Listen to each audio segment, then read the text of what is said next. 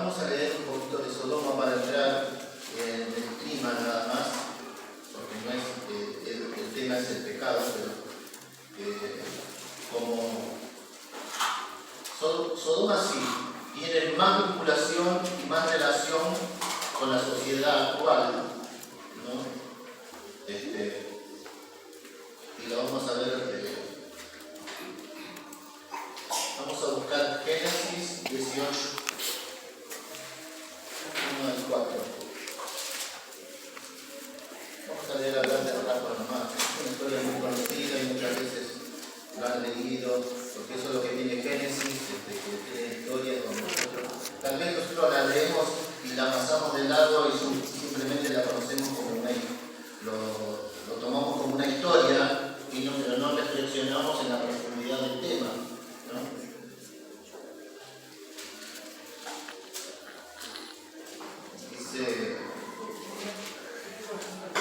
Cuando Abraham tenía, voy a hacer esto a modo de introducción, ¿no? Cuando Abraham tenía su sobrino, que era Lot, ellos andaban juntos, y al estar juntos, Lot prosperó mucho, tuvo mucho ganado, mucha hacienda, muchos siervos, ¿no? Y ya era como que no podían estar juntos, porque ya había inconvenientes entre los siervos de Abraham, entre los siervos de Lot, se peleaban entre ellos, y bueno, entonces Abraham decidió que era momento de separarse, que cada uno tomara su destino, ¿no? Que iba a ser conveniente justamente para las relaciones humanas. Y dice que el Lot, miren cómo es el enemigo, ¿no? En la tentación, presenta el pecado de una forma muy linda, muy atrayente, y a pesar de que Lot había escuchado cómo era Sodoma, porque se corría el rumor de las ciudades, cómo son las ciudades en ese tiempo, se conocía, el enemigo le presenta a Lot, a la ciudad de Sodoma, dice: la ciudad de Sodoma, la más bella entre las ciudades del valle del Jordán, era Sodoma, situada en una llanura que era como el huerto de Jehová, ¿no? Por su fertilidad y hermosura. Allí florecía y abundaba la vegetación de los trópicos, ¿no? Ahí vemos, ¿quién de nosotros se ve una tremenda ciudad y le dice: bueno, tenés que elegir a dónde vamos a ir? A ese lugar hermoso que se nos está presentando, que se dice que era como el Edén. Y ahí se dirigió Lot, dice, aunque él tenía que darle como una forma de agradecimiento. Bueno, Abraham me ayudó demasiado, yo lo voy a dejar elegir a Abraham, ¿no? Pero no fue así. Él lo apuró la codicia de ver todas esas cosas, y a pesar que él conocía todas esas cosas que había en Sodoma, eligió ir para ese lugar. Dice que él no entró directamente, sino que se puso a los costados, acampó, ¿no? Y de a poco fue metiéndose en la ciudad. Y así pasa con nosotros con el pecado. Cuando el enemigo nos pone algo hermoso, nosotros vamos rozando, pasando por el lado de a poco, y cuando nos queremos dar cuenta estamos adentro, ¿no? En Génesis 18, 1, 4 dice que vinieron unos ángeles a Abraham para anunciarle la destrucción de Sodoma. El 18 del 1 al 4. Después el Señor apareció a Abraham en el encimar de Mamre, cuando estaba a la entrada de su tienda en el calor del día. Al levantar sus ojos, Abraham vio 3 varones frente a él. Cuando los vio, salió corriendo a la entrada de su tienda a recibirlo y se inclinó a la tierra y dijo: Señor, si has hallado gracia en tus ojos, te ruego que no pases el largo. Permíteme que traiga un poco de agua para lavar vuestros pies y recostados debajo del barro. Era parte de la cultura de Abraham de darle asilo a las visitas, de tratarlas bien. Era algo parte de la cultura de esa región, ¿no? Y así lo hacía Abraham. Esto también lo haría Lot cuando los visitantes, los ángeles, irían a Sodoma a destruirlo. Porque Lot, al estar con Abraham, había absorbido, había aprendido muchas cosas de su tío, ¿no? Y algunas costumbres lo iban a beneficiar cuando se tomara la decisión de destruir Sodoma. Sodoma. Dice que en Sodoma reinaba el alboroto, el júbilo, los festines, las borracheras, las más viles y más brutales pasiones imperaban.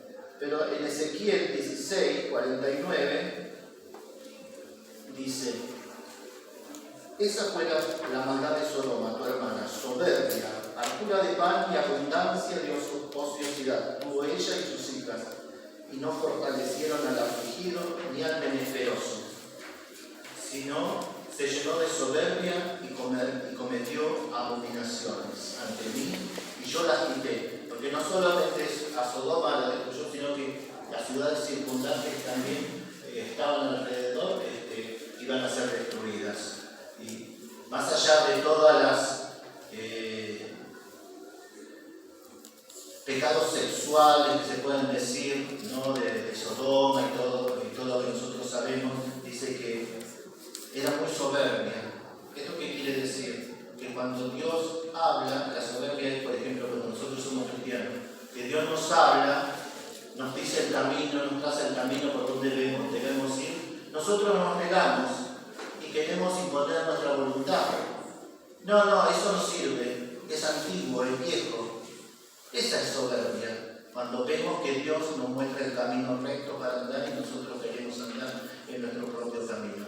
¿Es eso lo que hizo Sodoma? ¿Es eso lo que hizo los antediluvianos?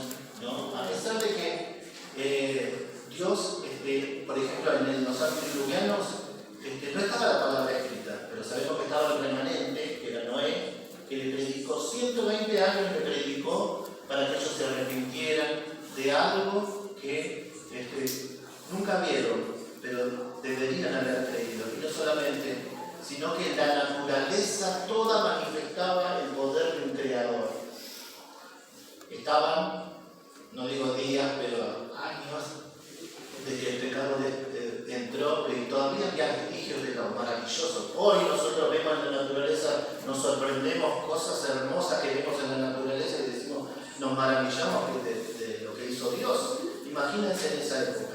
Entonces los hombres podían observar la naturaleza y reflexionar y ver que hay un ser superior, hay un ser creador, de reflexionar. Y hoy también pasa con los hombres, pero el pecado embota la mente y hace que nosotros vayamos para que estemos pensando en cosas mundanas, en cosas más carnales y no nos deleitamos. Hoy que nosotros somos cristianos reflexionamos en eso y vemos y a veces nos maravillamos en las cosas de Dios. Yo lo agradezco porque antes ni siquiera se me había cruzado a reflexionar en las maravillas de Dios y hoy gracias al Espíritu Santo podemos reflexionar en nuestro cuerpo, en lo que Dios mediante las lecciones, por supuesto, también no podemos reflexionar en las maravillas de Dios.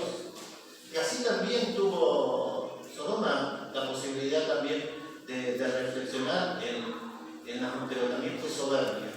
Lot era el remanente. Lot, al estar con Abraham, absorbió algo del Dios invisible. Había absorbido, y él debía testificar en un mundo, en una ciudad chiquita, y hoy nosotros tenemos estas ciudades inmensas, ¿no?, pero que tienen las mismas condiciones de Sodoma.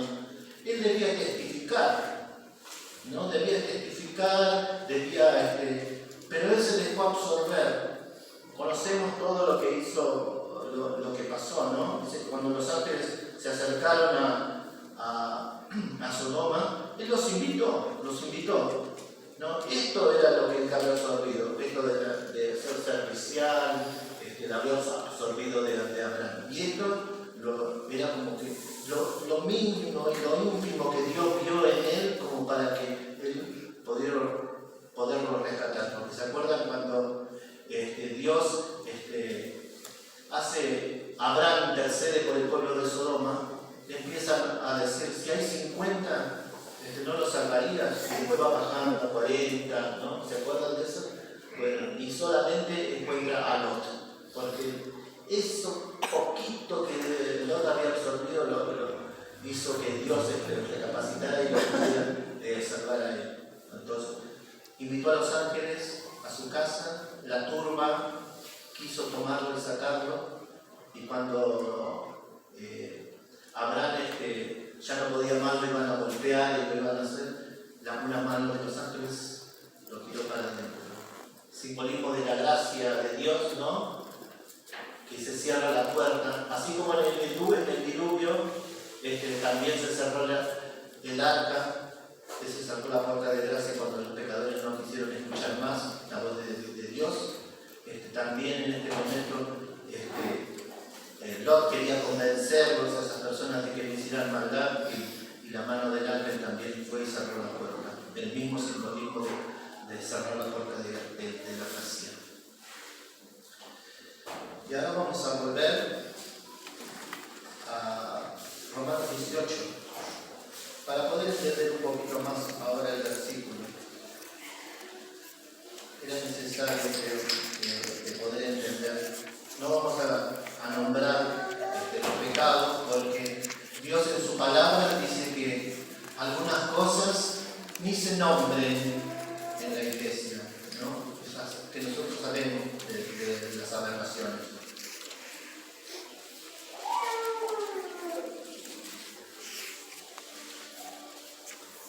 Vuelvo a leer Romanos 18 para poder entender un poquito. La ira de Dios se revela desde el cielo contra toda impiedad e injusticia de los hombres que suprimen la verdad con su injusticia. Eso es lo que había hecho Sodoma, eso es lo que había hecho los antediluvianos. La soberbia, ¿no? De suprimir con sus verdades, con su propio conocimiento, con lo que ellos creían, lo que era verdad, suprimir la palabra de Dios. Se aferraron más al pecado que a la palabra de Dios, a los llamados de atención. Y eso es lo que pasa hoy en día, ¿no? Hay soberbia en este mundo, hoy nosotros lo podemos ver. Si reflexionamos un poco, podemos ver la soberbia del mundo, que hacen razonamientos, ellos mismos hacen razonamientos que creen y nos dicen la palabra de Dios es anticuada, no sirve. Ahora vale lo que yo digo, ¿no? ¿Y cómo van guiando a la sociedad a una perdición donde Dios no puede estar, donde verdaderamente, porque nuestro Dios es santo, sabemos que Dios es santo, ¿no?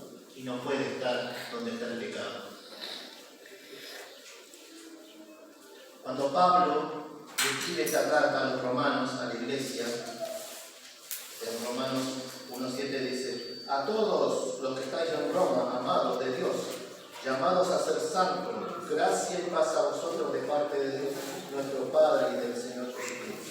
Estaba escribiendo a la iglesia de Roma. Pablo había sido muy estudioso del Antiguo Testamento, y él conocía esas historias del diluvio, de Sodoma y del juicio de Dios y de la ira. Y le estaba advirtiendo a la iglesia de Roma de lo que les pasaría si ellos se dejaban absorber por todo el contexto de Roma que estaba pasando, que había en ese momento.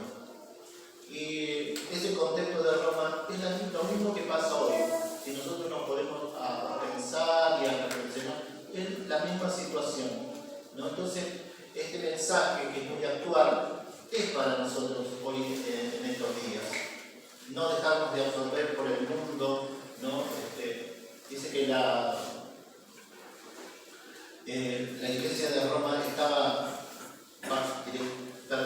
Roma había absorbido todo lo que era la cultura de la iglesia.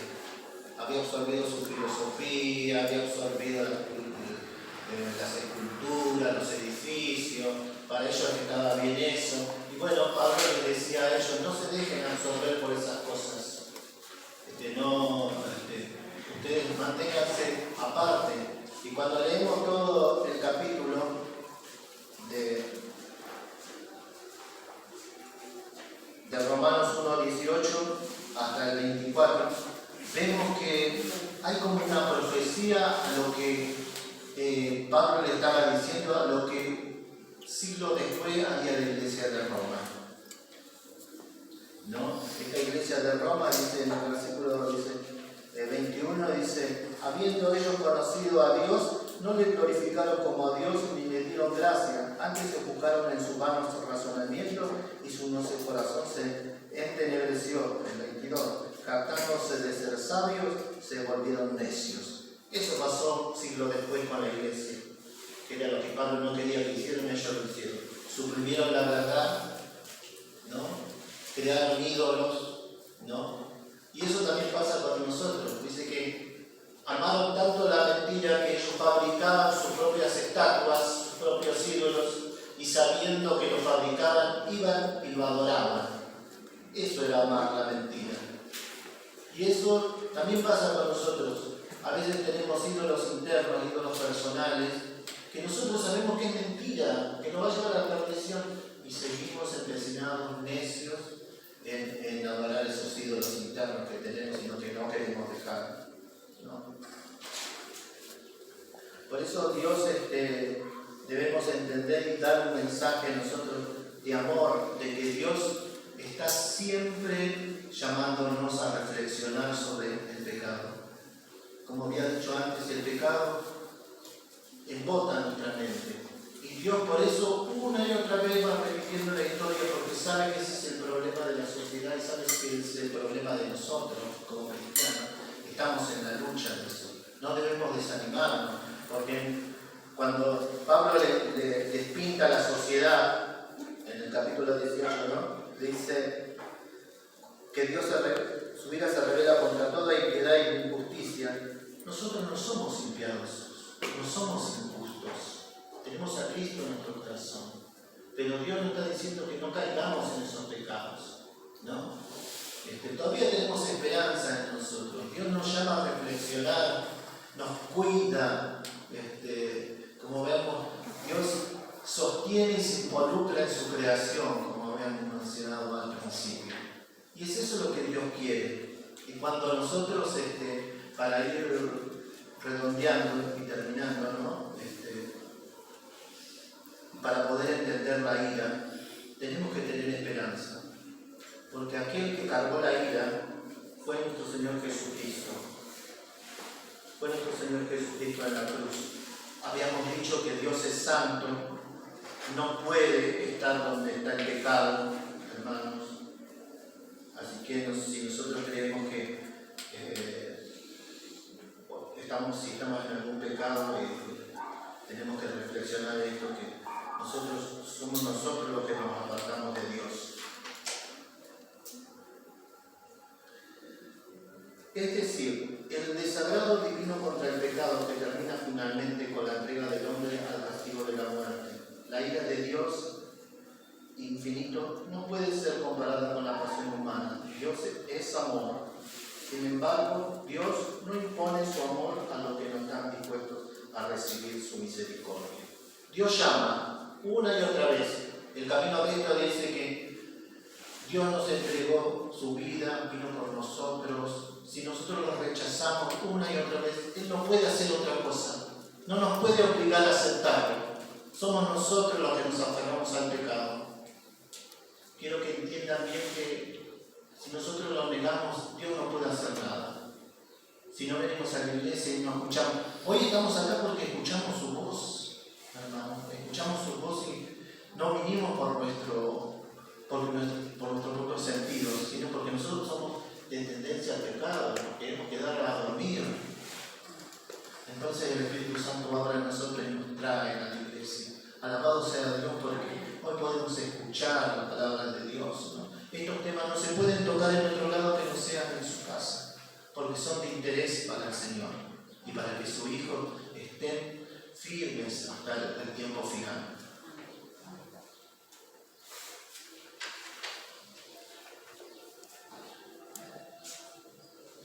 Cuando la ira de Dios contra el pecado cayó sobre Cristo como nuestro sustituto, la separación de su Padre le causó una enorme angustia.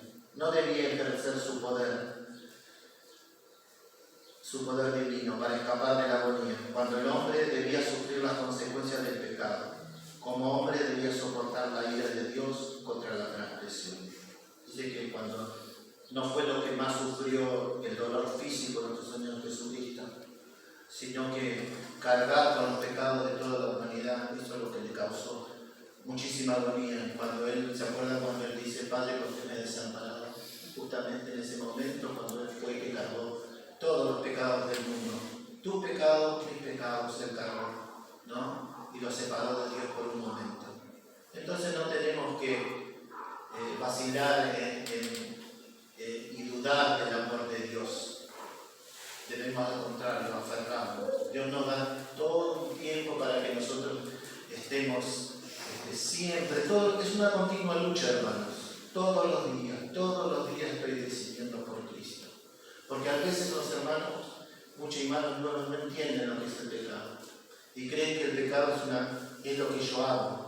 Robo, adultero, miento. Eso es una consecuencia del pecado. Por eso cada uno somos pecadores, pero muy distintos de nuestro pecado, ¿no? Y por eso no tenemos que juzgar a nadie. Estamos en la misma situación y si pecamos estamos separados de la gloria de Dios. Desde un principio dice la palabra, somos hijos de la ira, ¿no? De Dios. Bueno, y es eso, gracias a Dios que Él nos llamó y podemos hoy, me siento agradecido a Dios y doy gloria a Dios de poder dar este mensaje, tal vez fuerte, para que los hermanos puedan reflexionar en esto.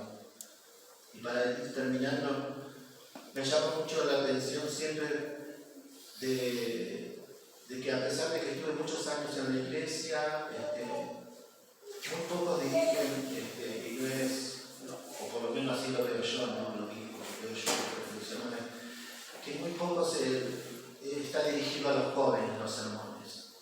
Y a mí me preocupan los jóvenes, porque los jóvenes, y quiero que me escuchen, son el tesoro de Dios. Dios los ama muchísimo, y los jóvenes hoy, nosotros como personas